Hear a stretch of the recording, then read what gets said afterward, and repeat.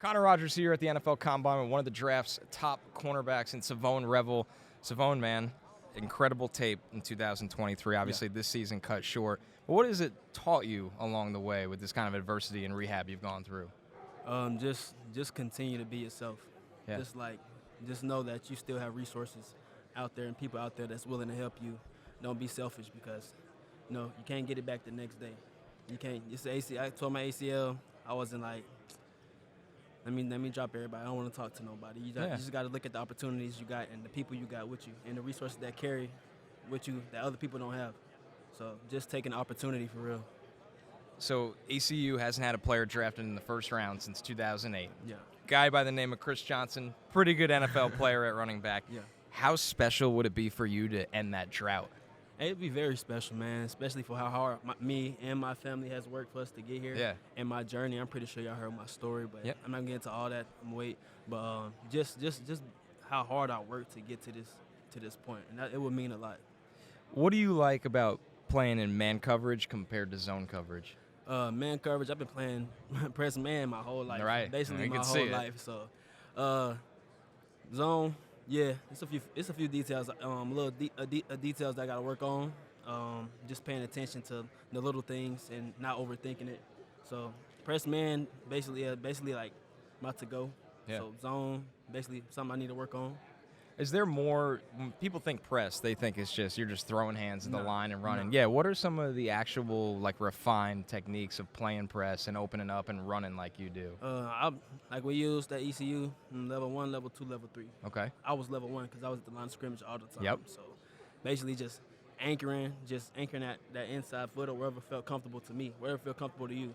That's what I'll say to them. Whatever feel comfortable to that player, use it, and whatever works, use it. So just being patient, that's the biggest key. Being patient and read your receiver. Study your receiver. I say study your receiver during the plays. Like, what do he like to do? Do he like to dance? Do he like to give you a speed release? Do he like to push off? Do he like to push up on you? So that's kind of how I read him. Is the timing of the jam also based on that receiver's release package that you've seen watching the film on him? Like, how do you play that? I kind of go back and watch, other teams. Yeah. I'll go see if how they play against dudes my size or my length, and try to get an idea of how they like to release on dudes my size and with my speed. So just kind of critiquing myself at practice too as well. With because I went with the best guys on our team. Right. So just we had some good guys out there to give me some repetition. So just studying other guys and how they go against other players. So like I said, I like to during the game. I get a few plays in and get a feel of a receiver. I also like to switch it up. I might use my hands.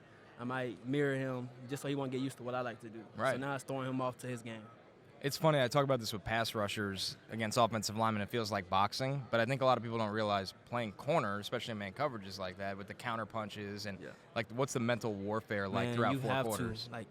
You got to have confidence out there. Yeah. If you think you finna get burnt, You're you done. finna get burnt. You're It's done. done. You got to go out there with confidence, and you got to have discipline. Eye discipline. That's the main thing. Eye discipline. You lose track of the receiver, It's over. it's over. If you could spend an hour training with an NFL player, past or present, doesn't have to be somebody that's still playing, could be your position, doesn't have to be. Who would that guy be, and how would you pick his brain? Just one person. Just what you could. All right, let's do three then. If you got that many, That's who I was. let's do the three. I say Jalen Ramsey, Jar Alexander. Jar Alexander, he ain't played that much Yeah. in a few years. He But was I physical. just like how he was at the line of scrimmage. Right.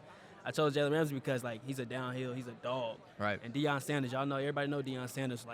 You can't fuck with Deion Sanders. No. That's how he was on the field. You can't fuck with me. So it's okay, yeah, let's get it on. That's so all. That's just how I feel like I carry the same attributes, some of the same attributes that they carry in themselves. I think so too, and I think part of that is you're a guy where I like to call it pound for pound strength. Yeah. You don't need to be 210 pounds to play up against a 215-pound receiver. No. You're a guy that can play around 190 or whatever it may be. Is that something that you just naturally have, or you developed over time, or does it go back to the confidence?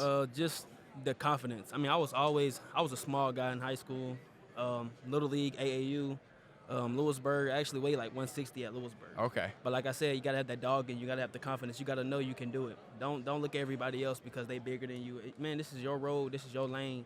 Go at your own pace. So zeroed in on myself and just focused on what I needed to work on. What I set standards for myself. I set a goal for myself, and I was like, okay, I want to gain this much weight. Right. I want to be this strong because I know I don't gain as much muscle that like anybody else would. We all different. So just taking my time, going at my own pace.